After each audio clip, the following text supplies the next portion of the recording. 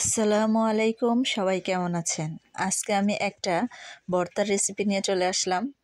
আগের দিনে দেখতাম আমাদের মা খালারা এভাবে পাতার ভিতরে শুটকি দিয়ে ভর্তা তৈরি করতো, খেতে দারুণ মজা লাগতো। তাই হঠাৎ করে মনে চাইলো এভাবে ভর্তা খাবো, তাই দেরি না করে ঝটপট ভর্তা তৈরি করতে চলে আসলাম। আজকে আমি চিচিঙ্গার পাতা দিয়ে শুটকির ভর্তা বানাবো।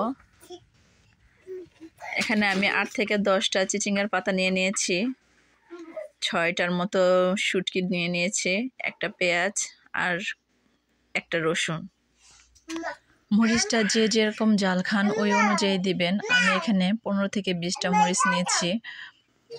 আমি মরিচগুলোকে প্রথমে 5 মিনিট পানিতে ভিজিয়ে রেখেছিলাম, এতে বাটতে সুবিধা হবে। এখন আমি এক এক করে সবগুলো আইটেম পাটায় বেটে নেব। পাটায় বেটে ভর্তা বানিয়েছি।